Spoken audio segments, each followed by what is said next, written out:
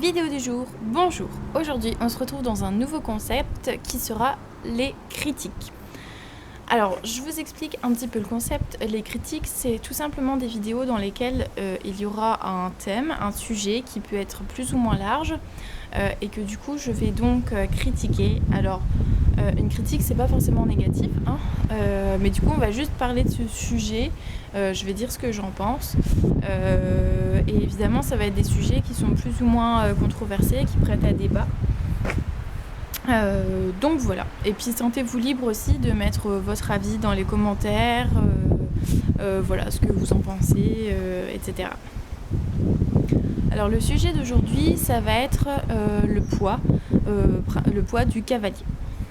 Alors étant donné que en ce moment on est dans une période, alors c'est une large période, hein, ça a commencé déjà il y a peut-être 2-3 ans. C'est une période dans laquelle on va commencer enfin à un peu plus s'intéresser au bien-être animal.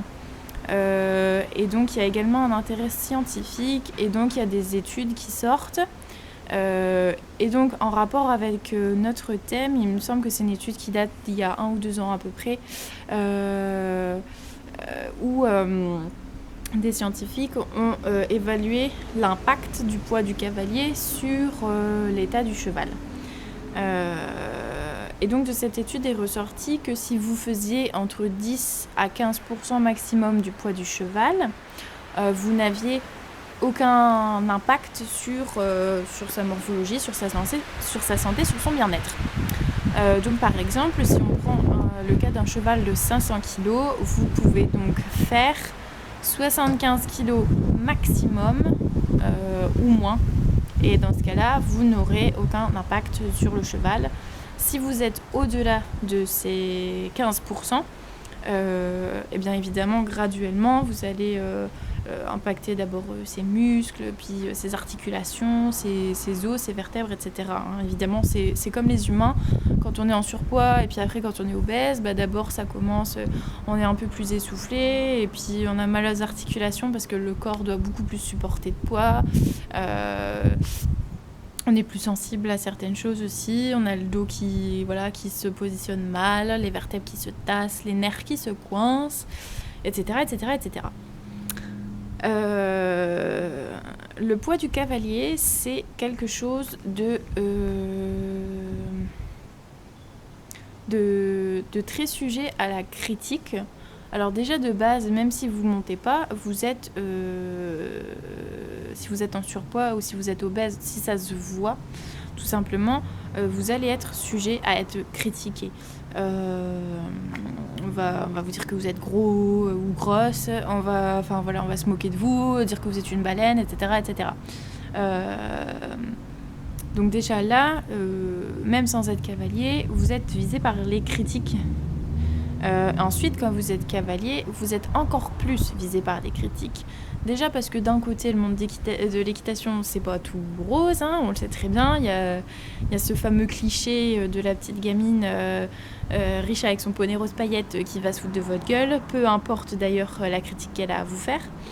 Mais dès qu'on voit que vous galérez un peu à monter sur votre cheval, etc., on se fout de votre gueule en mode « Ah, t'as le cul lourd », etc., etc. Et le problème de ça, c'est qu'il y a un avis qui va ressortir, c'est que grosso modo, t'es gros, tu montes pas à cheval. Alors, de là, on va partir sur 2 axes de réflexion. Déjà, est-ce que quand on est gros, on ne peut vraiment pas monter à cheval ? Et ensuite, est-ce qu'il n'y a que le fait d'être gros qui fait qu'on ne peut pas monter tel ou tel cheval. Alors sur le premier plan, tout simplement, si vous êtes en surpoids, si vous êtes obèse ou autre, et qu'on vous dit que vous ne pouvez pas monter à cheval, alors même que vous n'avez pas commencé ou autre, eh bien tout d'abord je vous invite soit à ne pas répondre pour être tranquille, mais sachez que ce n'est pas du tout vrai. Il suffit juste de choisir la bonne catégorie de chevaux.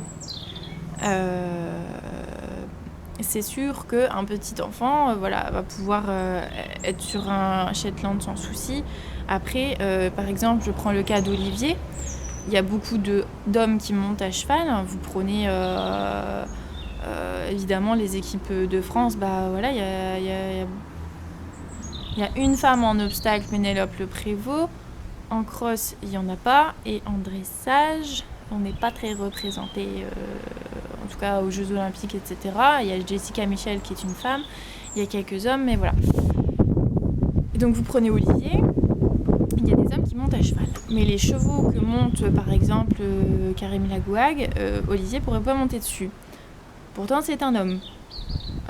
Pourtant les cavaliers ne sont pas forcément petits comme les jockeys. Oui, mais Olivier fait 1m85 pour 110 kg à peu près. Donc lui il est en léger surpoids. Par rapport à sa morphologie. Évidemment, c'est adapté à chaque type de morphologie que vous avez. Et par exemple, il ne pourrait pas monter des chevaux de selle d'un certain poids. Parce que tout simplement, si on arrondit à 100 kg, 100 kg, c'est 10% d'une tonne, de 1000 kg. Donc il faudrait un cheval qui fasse 1000 kg pour n'avoir aucun impact. Donc évidemment, là tout de suite, ça catégorise le type de chevaux qu'Olivier va pouvoir monter et tout simplement, on va se diriger vers des races qui sont avec de la taille, qui sont porteuses et qui sont lourdes. Alors en muscles évidemment, pas en gras s'il vous plaît, et qui sont plutôt des chevaux type trait. Voilà, tout simplement. Après, vous n'avez pas besoin d'être un homme, comme le profil d'Olivier, pour avoir ce problème de trouver un cheval à votre poids, à votre taille, à votre morphologie. Donc même si vous êtes cavalière de club ou etc.,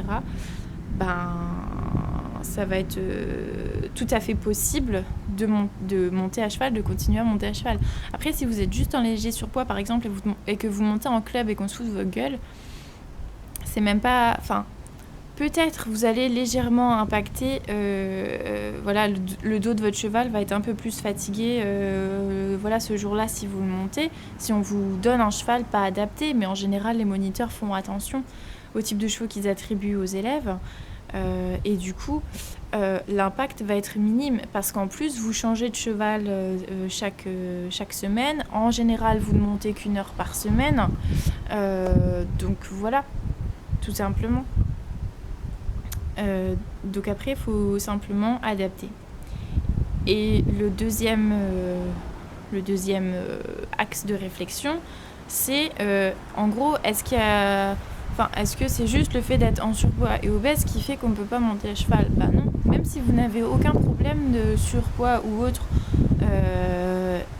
il est évident que vous ne pouvez pas monter n'importe quel type de cheval. Si vous êtes une femme, on va dire, d'une trentaine d'années, qui va faire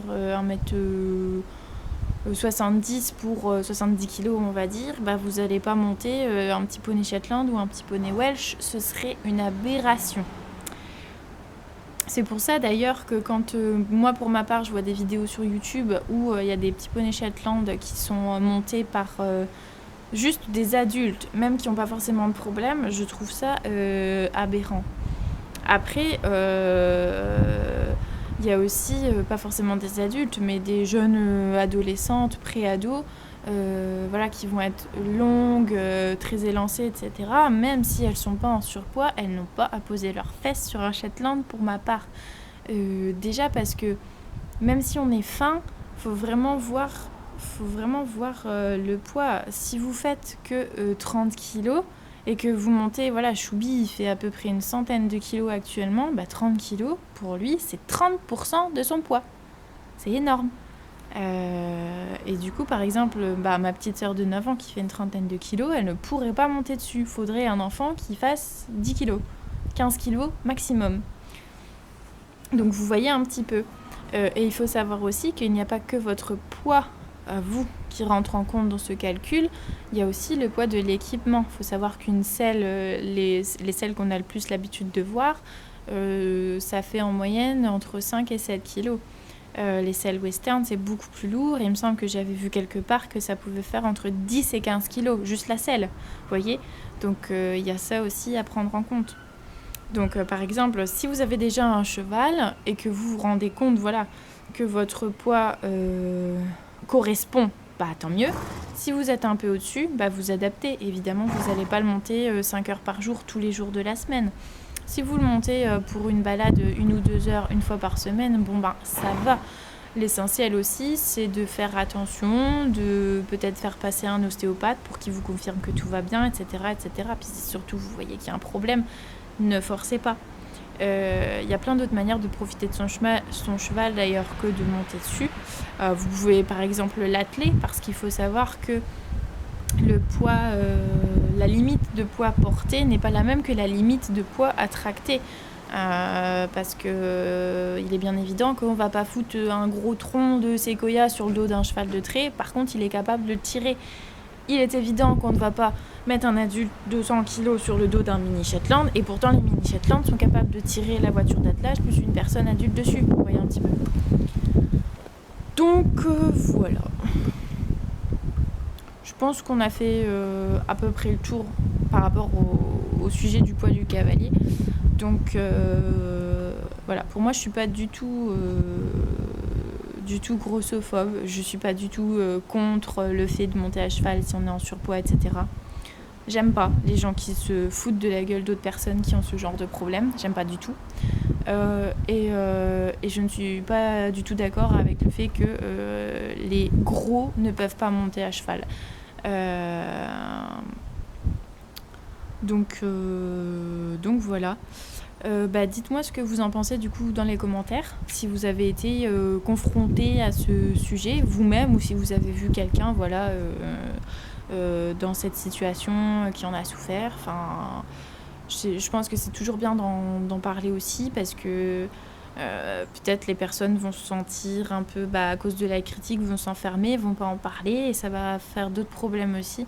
Et au final, elles vont se priver de leur passion. Puis il faut savoir aussi que l'équitation étant un sport, c'est très bon pour ces personnes de faire du sport. Donc voilà, ce serait bête de leur interdire d'en faire. Donc voilà, après, moi personnellement, par rapport à Don Juan par exemple, Don Juan il est autour de 500 kg. Et je sais que moi, par exemple, je dépasse les 75 kilos.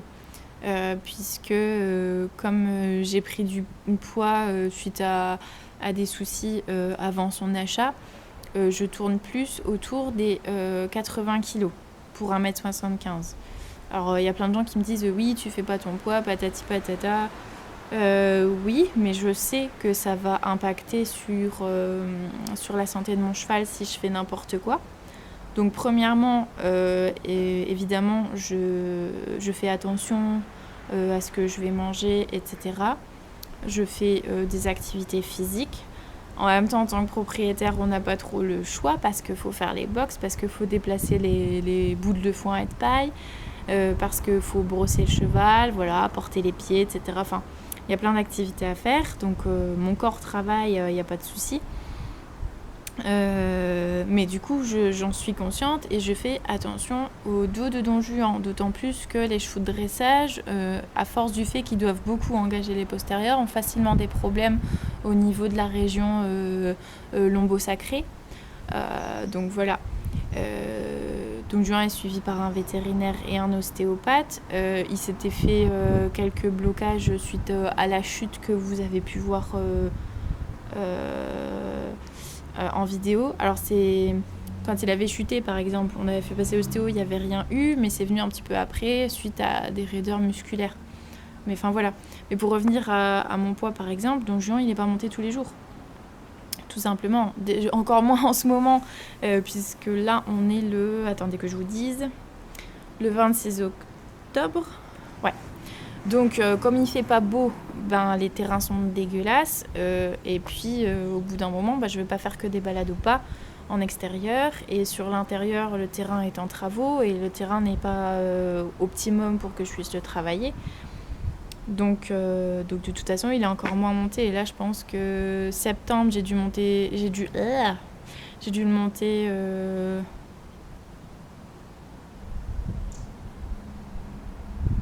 5 fois dans le mois tout au plus. Et puis après, octobre, je l'ai monté 3-4 fois, pas plus. Mon frère est monté dessus, mais mon frère est largement en dessous des 15%, donc voilà en fait. Donc cet hiver, il sera quasiment pas monté, de toute façon, tant qu'on n'a pas fini le terrain, donc voilà. Mais je fais attention, et au pire, il est monté 1 à 2 fois par semaine, et je fais des séances de 40 minutes à 1 heure, parce que de toute façon, plus ça le saoule. Voilà, donc vous voyez que moi aussi je suis confrontée à ce problème. Après, c'est pas un problème, c'est juste une réflexion qu'il faut avoir. Donc voilà, encore une fois, laissez-moi votre avis dans les commentaires, et puis j'espère que cette vidéo vous a plu. Et puis n'hésitez pas à abonner, à liker ou à disliker. Et puis voilà.